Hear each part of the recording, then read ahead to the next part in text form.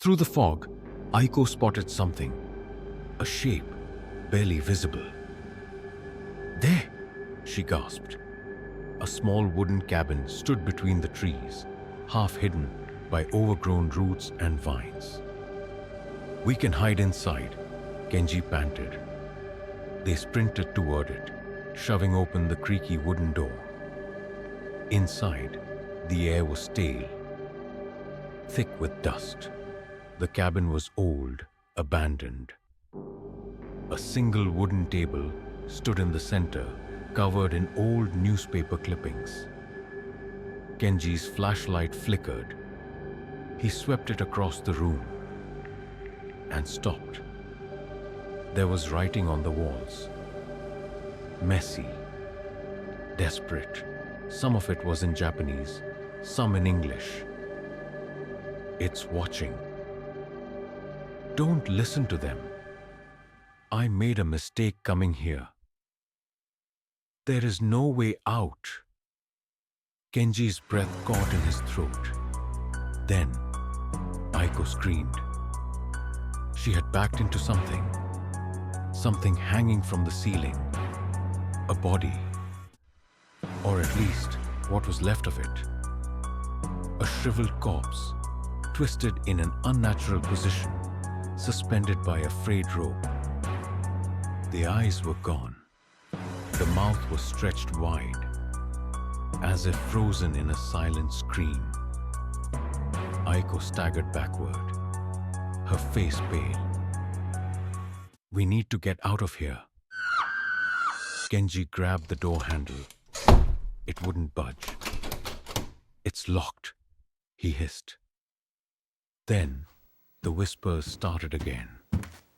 Only this time, they weren't coming from outside. They were inside the cabin, right behind them.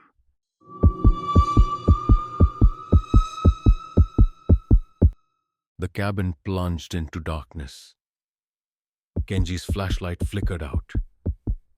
Aiko's breath came in ragged gasps. Then, a voice. "You shouldn't have come here." Low, raspy, right in Kenji's ear. Something cold brushed against his neck. He whirled around, swinging the flashlight wildly. For a split second, he saw her. The woman from the forest, standing inside the cabin, inches from them. And she was smiling. Her mouth stretched too wide. Her eyes all black. Then, she lunged. Kenji crashed against the table. The newspapers scattered. The flashlight rolled across the floor, casting erratic beams of light across the walls. And that's when he saw it. A newspaper clipping with a photo of Daichi's brother and the headline, "Missing in Aokigahara. No body found." Daichi's breath caught. No, this can't be." A sudden bang rattled the cabin. The door burst open. The mist rushed inside, swallowing everything, and the whispers screamed. The cabin shook as the door burst open. The mist outside poured in like a living entity, swallowing the air inside. Kenji scrambled to his feet, his heart pounding. The beam of his flashlight trembled as he aimed it toward the entrance. Nothing. Just the swirling fog. Aiko was gripping Daichi's arm so tightly that her nails dug into his skin. Daichi, however, wasn't moving. His eyes were fixed on the newspaper he had picked up from the floor. The photo of his brother. The caption beneath it read, "Missing in Aokigahara. No body found." His breath came in short, ragged bursts. His fingers trembled as they traced the grainy image. "No. This can't be real," he whispered. Aiko slowly reached for his shoulder. Daichi, we need to go. He didn't respond. Then, the whispers returned. But this time, they weren't coming from the trees. They were inside the cabin. Kenji's flashlight flickered, casting frantic beams of light across the walls. The words scribbled in desperation seemed to pulse as if the ink itself was alive. Then, a shadow moved. A dark shape, slithering along the walls, bending unnaturally. It stopped, and then it spoke. Daichi. His blood turned to ice. The voice was his brother's.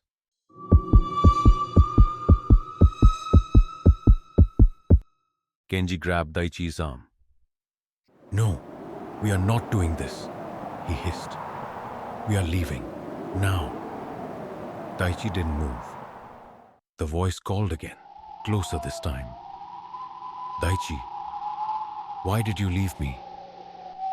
Kenji felt his stomach drop. Aiko clutched his sleeve. Her face was deathly pale. Kenji, that's not real. That's not his brother. Daichi took a slow step forward. No, he whispered. He's here. He's alive. The air in the cabin dropped to freezing temperatures. Their breaths came out in visible puffs. Then, the door slammed shut. Kenji lunged for it, gripping the handle, but it was ice cold. His fingers burned with the sudden sting of frostbite. A low, guttural sound filled the cabin. Not quite laughter, not quite crying, something between. Then, from the corner of the room, a figure stepped forward. Daichi's brother, or what was left of him. Daichi's knees buckled. Oni-san! The figure took another step, its movements stiff, jerky, as if its limbs didn't bend the way they were supposed to. His brother's face was pale, too pale. His lips were cracked and blackened. His eyes, they were wrong, completely hollow. Empty sockets stared back at them. Yet somehow, Daichi knew his brother was looking directly at him. You came back for me, the thing whispered. Daichi's breathing hitched. His hands twitched at his sides. We need to leave, Aiko whispered. But Daichi took a step closer. Kenji yanked him back. No, that is not your brother. But the thing smiled. A grotesque, slow stretching of lips over two sharp teeth. Why are you afraid? It whispered. Then, its neck snapped violently to the side. A sickening crack. The thing twitched forward, faster, jerking toward Daichi. Aiko screamed. Kenji grabbed the flashlight and swung it toward the figure. The moment the light hit it, it shattered, like a mirage breaking apart. For a split second, the cabin was empty again. But then, a soft breath against Kenji's ear. I see you. The flashlight died. Darkness. The door flew open. The force sent them tumbling out of the cabin, landing hard on the damp forest floor. Kenji gasped for breath, his lungs burning. Aiko clawed at the ground, scrambling to get up. Daichi was shaking, his face frozen in shock. Then, they saw it. A tree.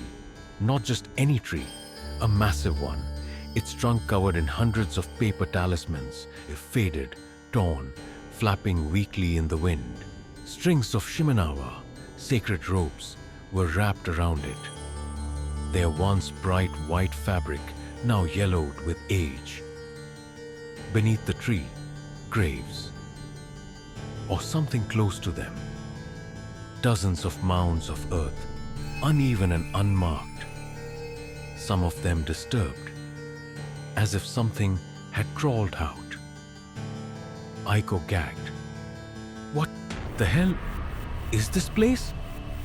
Daichi's voice was hollow. A ritual tree. Kenji turned to him, confused.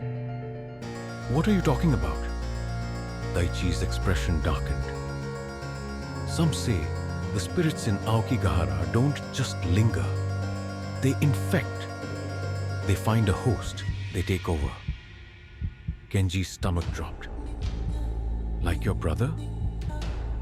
Daichi nodded slowly. This tree, it was supposed to trap them.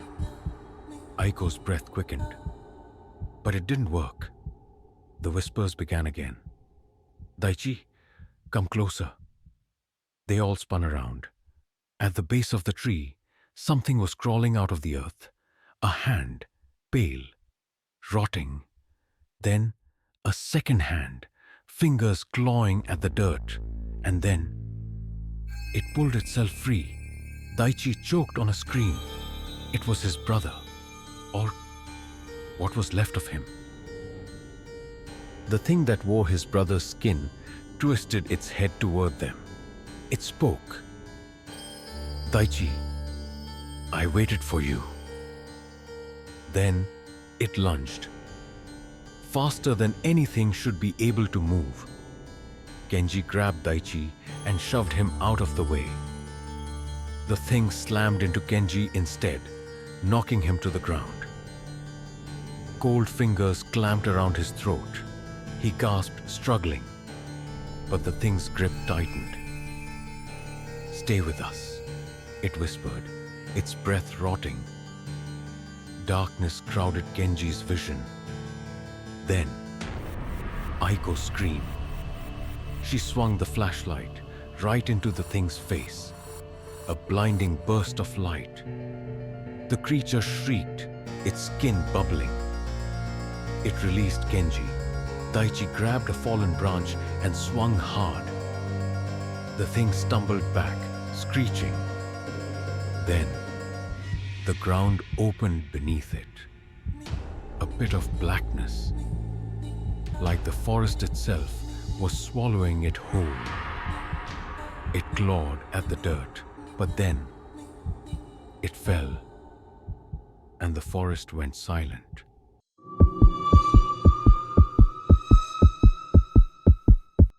The air was still. Kenji lay on the ground, gasping, clutching his throat where the thing had grabbed him. His skin still felt cold, as if its fingers had left a permanent mark. Aiko's chest rose and fell rapidly as she stepped away from the collapsed pit where Daichi's brother, or whatever had worn his body, had disappeared. Daichi stood over it, unmoving, staring into the swirling blackness below. It's over, Aiko panted. It's finally over. Daichi didn't answer. Kenji forced himself to sit up, wiping sweat from his forehead. The ritual tree still loomed over them, its paper talisman swaying gently in the wind. The earth around it was scarred, disturbed, like something else had crawled out. Then, the whisper started again. Soft, faint, but growing louder. Kenji's stomach dropped. No, we stopped it, Aiko stammered, shaking her head. It should be over. Daichi's voice was hollow. We didn't stop anything. He turned to them slowly, his face pale, haunted. The forest doesn't let go. Kenji clenched his fists. We need to get out of here. Now. He turned toward the trees, trying to find a way back, and froze. The path was gone. The forest had changed again.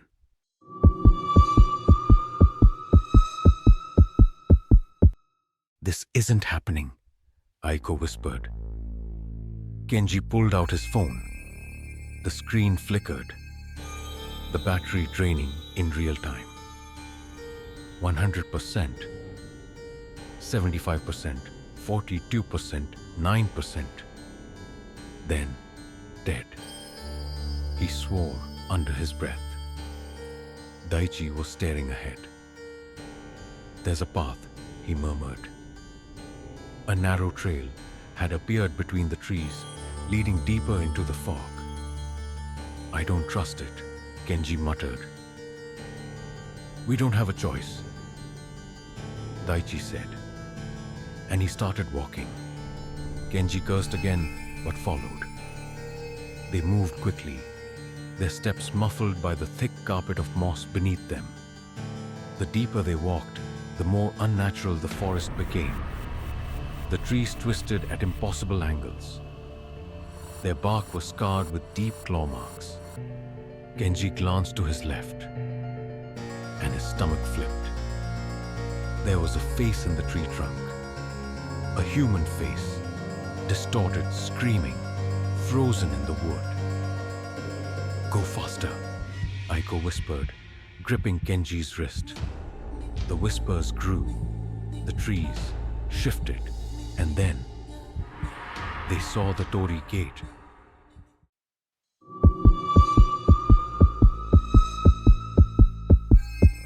A massive red torii gate stood in the middle of the path, its wood splintered and decayed. Beyond it, only darkness, not fog, not trees. Just void. Kenji swallowed hard. What the hell is this? Daichi's breath was shaky. A crossing. A crossing to what? Aiko whispered. Daichi didn't answer, because they weren't alone. Behind the torii gate, figures were standing. Hundreds of them, pale, motionless, watching. Some were hanging from invisible ropes. Some had no faces. Some were smiling. And in the center of them all, a woman. The same woman from before. Her hair flowed upward, as if submerged in water. Her eyes, black voids. And then she spoke. You belong to us now. The world collapsed.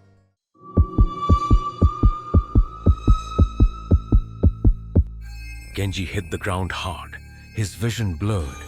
His ears rang. Aiko screamed somewhere in the distance. Daichi was on his hands and knees, gasping for breath. The torii gate was gone. The figures were gone. The forest had changed again. But now, it was wrong. The trees were upside down. Their roots stretched into the sky, their branches buried in the earth. The moss-covered ground was moving, breathing, pulsing like flesh. Kenji scrambled back. What is this? Daichi's eyes were wide. We went through. Aiko turned to him, shaking. What do you mean we went through? He swallowed hard. This isn't our world anymore. Then, the ground split open, and something crawled out.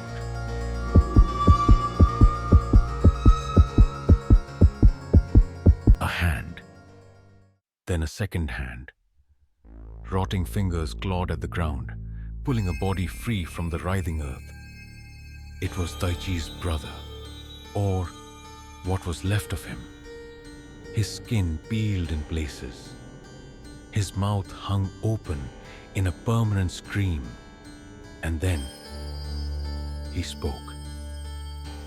Daichi, you left me. Daichi's body shook, his breathing ragged. No, you're not real. The thing moved closer. Come with me. It lunged. Aiko pulled Daichi back just in time. The thing's fingers barely missed his throat. Genji grabbed a broken branch and swung hard. The impact sent the thing staggering back. But then, it laughed. A low, distorted, inhuman sound. The whispers swelled, and then a wall of hands erupted from the ground, rotting, grasping, pulling them down. Genji fought. He kicked, thrashed, but something grabbed his ankle, and he was dragged into the dark.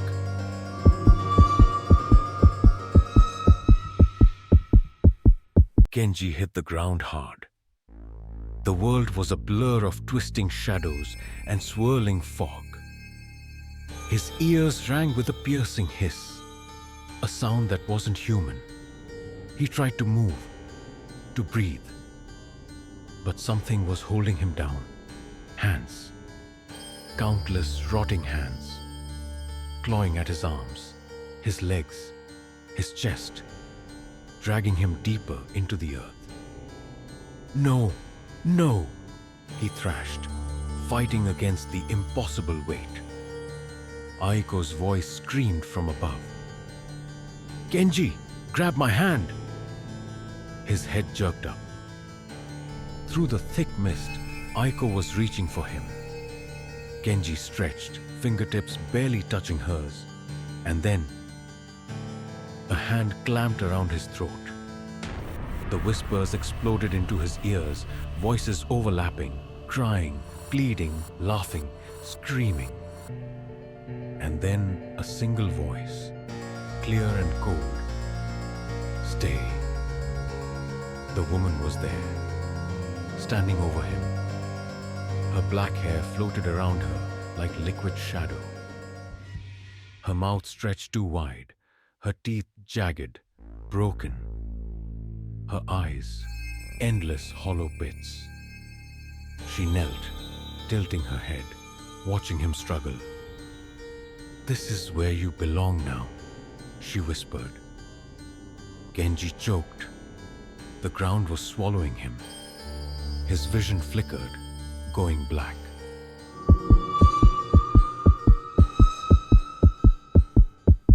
Then, a flash of light. Genji's body lurched upward. The weight vanished. The grip on his throat released. Aiko had thrown something. A Shimenawa rope from the ritual tree. The woman shrank back, hissing. Her body distorting unnaturally. Genji gasped for air. Daichi rushed forward, grabbing his arm, yanking him up. Go! The three of them ran.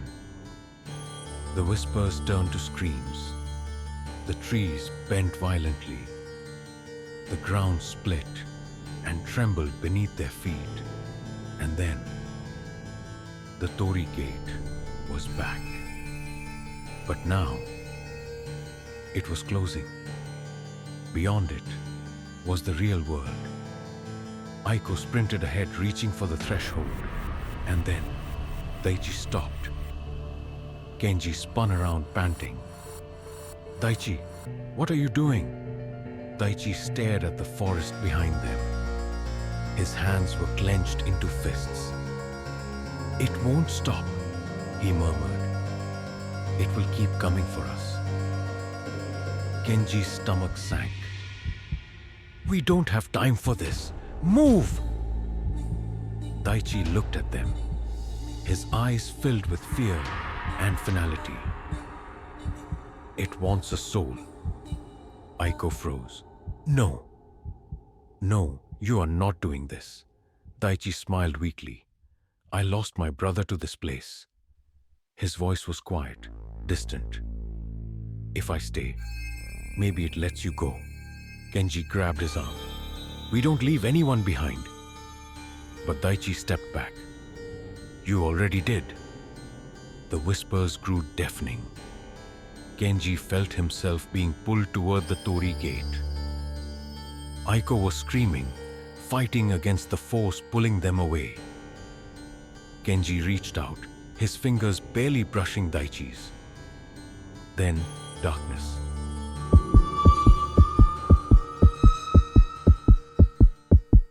Genji's eyes snapped open. He was on his back, staring at a grey, clouded sky. Cold air filled his lungs. He sat up violently, gasping. Aiko was beside him, shaking, staring at the dirt. They were outside the forest. They had made it out. But Genji turned, his heart sinking. Daichi was gone. The Toriai gate, gone. Just trees. Still. Silent. Aiko pressed her hand to her mouth, tears slipping down her face. "He's gone," she whispered. Genji's throat tightened. A chill ran down his spine. Because turn from deep within the forest, the whispers had stopped.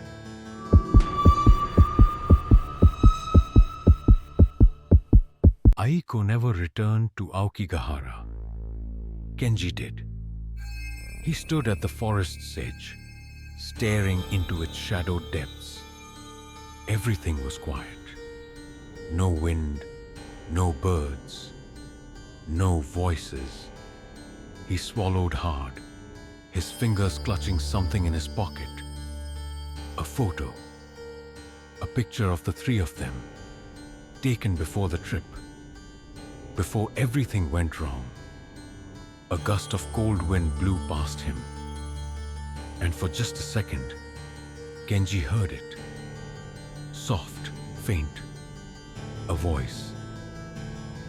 Genji. His blood ran cold because it was Daichi's voice coming from inside the forest. And when he looked down at the dirt, there were footprints leading into Aokigahara.